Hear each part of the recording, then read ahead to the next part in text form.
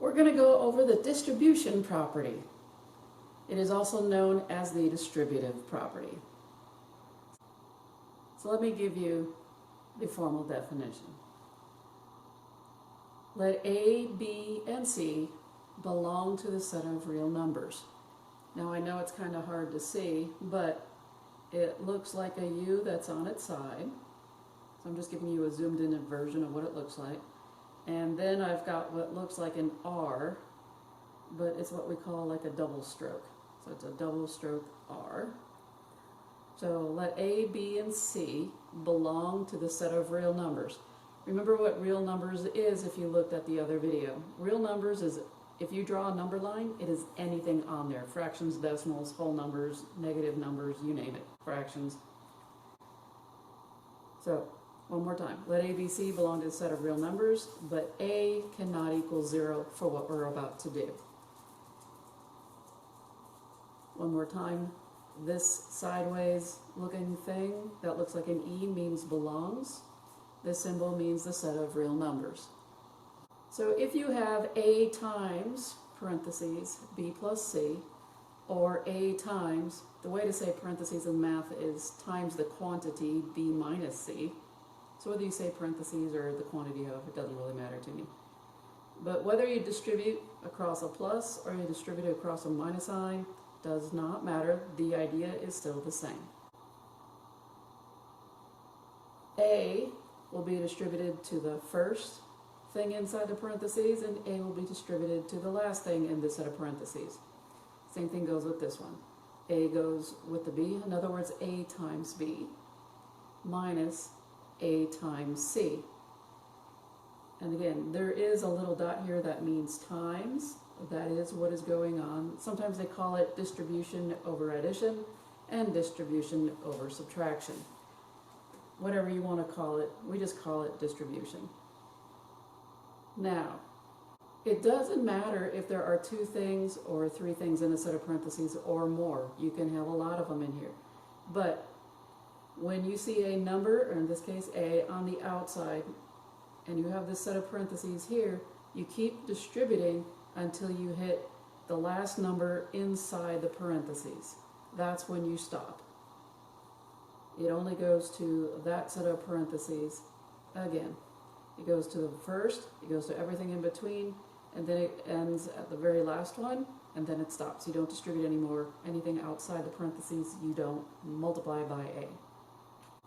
So what I did was, and this is what I normally do when I do these, when I start teaching them, drop your plus sign down, because it will not matter what the sign of B and C or A is. If you drop this plus sign down, this is simply A times B plus, you don't have to think about it, just drop the sign down, and then it's A times C. Whatever happens with these signs will happen, and the same thing goes with A times C. If A or C ends up being negative, when you multiply them, then it'll affect the plus sign. But normally I'd always drop down the original sign and figure out what's going on, then change any signs that I need to. Same thing goes with this. I have A times B, and then I drop down the minus sign, and then I have A times C. Negatives will work themselves out. Whatever happens, happens in there. But I always drop down the sign. I always keep the same sign. It's a lot easier, and I don't have to think, and maybe I messed it up. You will also see what I've just done without parentheses, AB plus AC, or AB minus AC. That's fine, it doesn't matter. I like keeping the parentheses there. Another thing that could happen is A, or the number that you're distributing by, is behind. Well, it's nothing more than what we just did above. You can take A times B plus A times C. Same thing goes with the subtraction. Whether it's in front, like this problem, or it's in the back like this one, it doesn't matter. Everything inside will get the A. If you want to, you could rearrange it so that the A is in front, and then you could work it out like this, or like this if you got a plus sign. It does not matter which way you do it. But just understand, you don't have to move it just to distribute. You can distribute just like this. If you distribute just like this, understand like what I'm saying. I just drop down any sign that it originally has, and I'll deal with it later once I multiply all these numbers together. So as it stands right now, this is b times a, because b came first, a came second, plus c times a. Or you could look at the minus part of it, which is b times a, drop down your minus sign, c times a. And again, AB is the same thing as BA, CA is the same thing as AC, however it is you want to do it. Again, the signs will work themselves out with this minus sign or with that plus sign. So don't worry about the signs here, just work these, multiply them, figure it out, and then affect your signs here. It's much easier. Now, these are the type of directions that you're going to see in your homework. They'll say multiply. They want you to figure out that this is a distribution problem. Understand that this 5 is going to the 2, and this 5 is going to the n. This 5 needs to go inside and to everybody in here, whether there's 2 numbers or 4 numbers or 5 numbers, what have you. You always go to the start, and it ends here with that number just inside that. Never anything outside here. So what I'm going to do is I'm going to drop my plus sign, and then I just do 5 times 2, plus I got the 5 times n. Obviously we're going to work out any numbers, and since this is 5 times m, it's kind of a little redundant because there's a 5 dot parentheses m, which all mean multiplication. So we just simply write it as 10 plus 5m. Let's look at this new example. We have 3 times the quantity 2x minus 5 plus 7t. Here's what we're going to do. I'm going to take the 3 times the 2x, drop down this minus sign, then it's going to be the 3 times the 5, drop this plus sign down, and then it's going to be 3 times the 7t. Let me show you. 3 times the 2x. Now 2x, by the way, is not just one unit. This means 2 times x. So you can split these apart. But you can only split them apart if it's multiplication. Like I said, I dropped down my minus sign. Then I have the 3 times the 5. Drop down my plus sign. Then I have 3 times the 7t. In case you're wondering about the parentheses, what I'm doing is the following. If the numbers were in the parentheses that were given, then I keep them in the parentheses until I work them out. So the 2x was in parentheses, the 5 was in the parentheses, the 7t was in parentheses. Now one more time, this is saying 3 times 2 times x. 3 times 5, and again, this is 3 times 7 times t. So here's what I can do. I can multiply the 3 and the 2 together. This is not considered one unit, so this is 3 times 2 times x. Get rid of your parentheses and you would have 3 times 2 times x, which is 3 times 2 is 6. 3 times the parentheses of 5, that's nothing more than 15, work that out. And again, this is 3 times 7 times t, without the parentheses, and so you can multiply the 3 times the 7, giving you 21t. So I have 6x minus 15 plus 21t. This is still times here, but we wanted to get rid of the parentheses so we can multiply by the 3. That is all we can do. These are not like terms. We are done with that problem. New example, I have negative 2 times the quantity, n minus 8.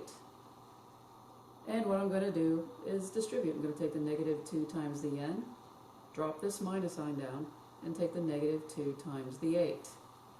Now this negative 2, whenever I have a negative on the outside, I do something a little special with it. Normally, when this number on the outside is negative, I will put it in parentheses, because that way it doesn't interfere with anything like a negative sign. There could have been something before it which could affect that. So if this is a negative number, I leave it in parentheses. The stuff that was inside also stays in parentheses, and I'll figure it out later. So again, what am I going to do? I'm going to drop down this minus sign, because really my concentration should be on what's going on right here. This is negative 2 times n. Boom, done. Like I said, I dropped down the minus sign. Forget it. work on these. Negative 2 times 8, that's a negative 16. If you want to, you can put the parentheses there. You don't have to. Remember, that's a minus sign there. So minus sign, when you read it in terms of minus and a negative 16, you can also read this as what is the opposite of a negative 16.